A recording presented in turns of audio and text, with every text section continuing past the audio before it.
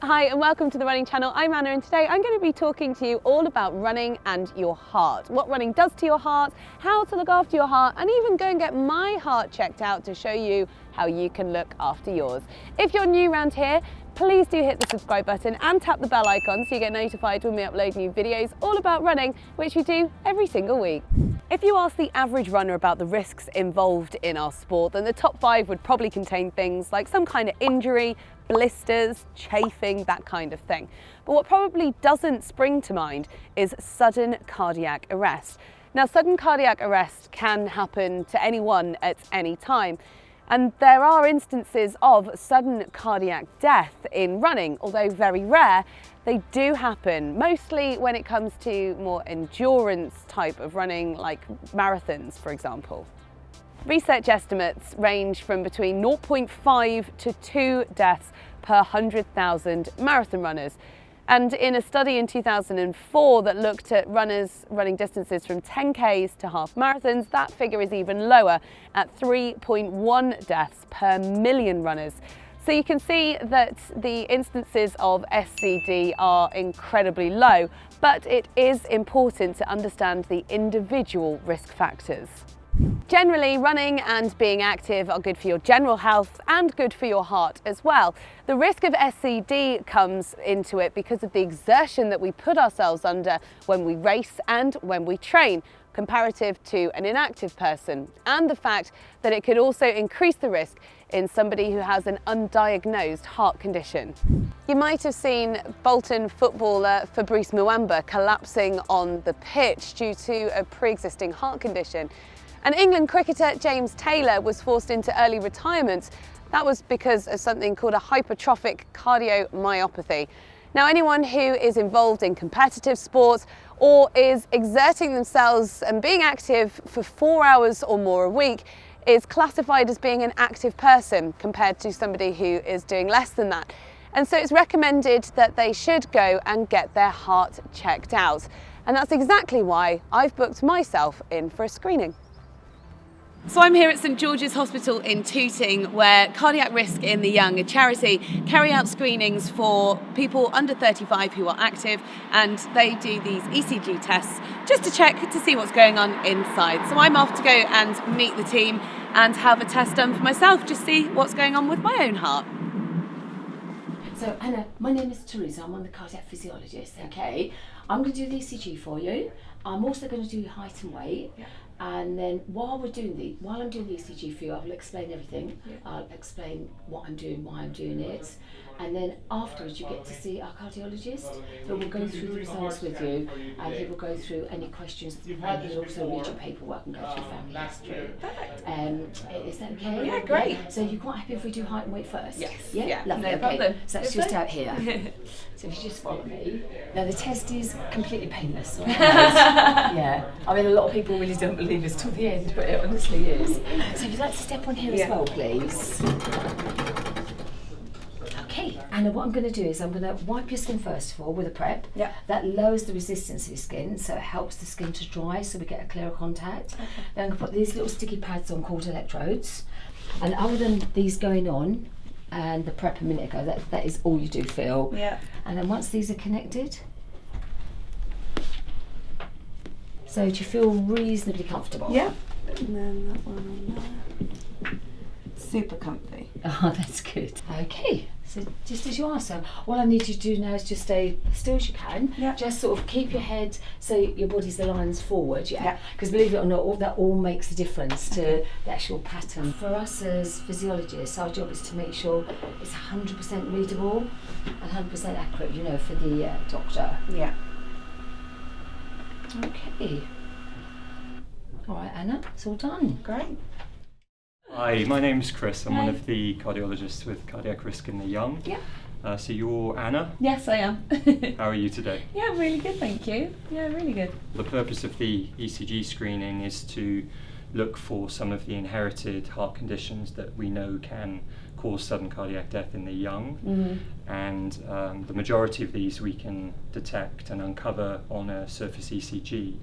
So we would encourage anyone, especially doing lots of sport, whether that's high intensity endurance sport, whether that's participating in club sport or any team sport, we'd encourage an ECG to look for these conditions, and then if we spot any abnormalities, we would tend to then do further tests. Yeah. So, I mean, it's important to stress, of course, that these conditions are rare, and the ones that predispose to sudden death are rare, and that exercise overall is extremely beneficial to your health.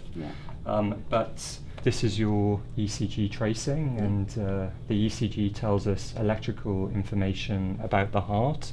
It tells us how electricity flows through the different chambers of the heart, and problems or abnormalities on the ECG can then lead to further investigations.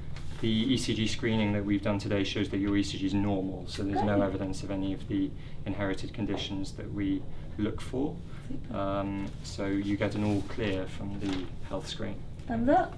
Yeah, That's thumbs great. up. And how often should you get your heart checked out? So obviously now I've had my heart checked out, I've got the all clear, but I'm going to be continuing running a lot and that kind of thing. So when should I maybe consider getting it checked again? Sure. Well, the issue with some of these heart conditions, especially the inherited conditions, is that they can arise later in life.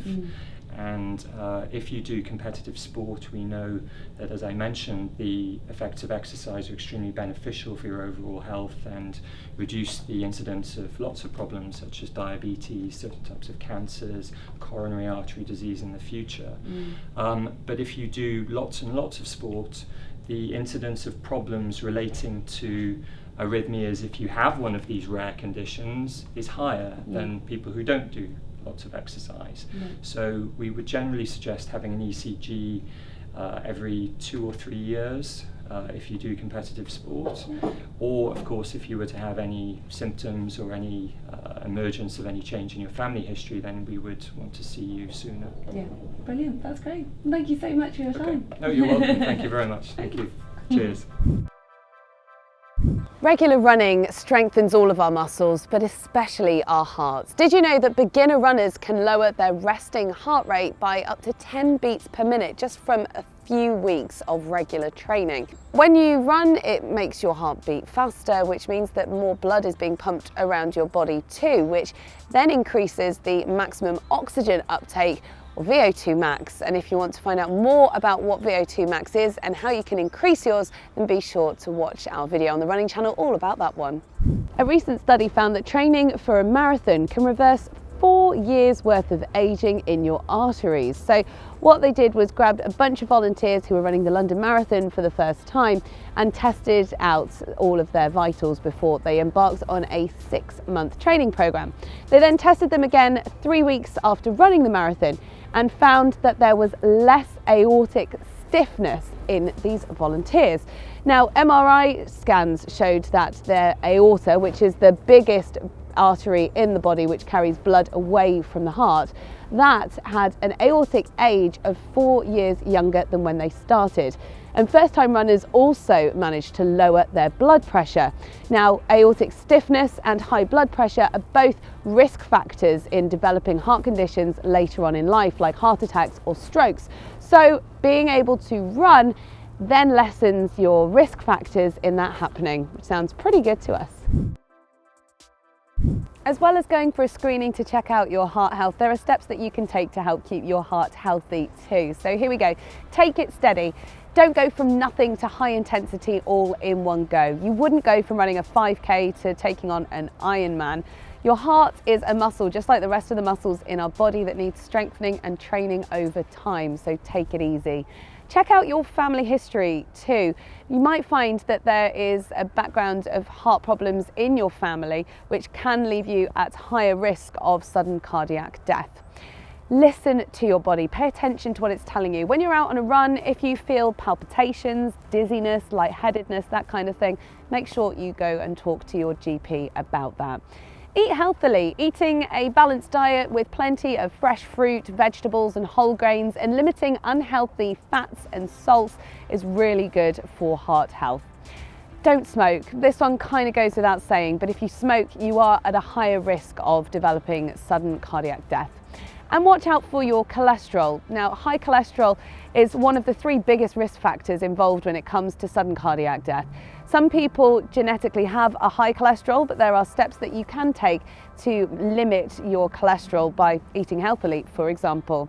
So there's some tips for you on what to know about running and your heart. If you've got any questions for us, please do leave them in the comments below. And if you've got any suggestions for future videos you'd like to see us do too, leave those below too. And we'll see you next time on the Running Channel.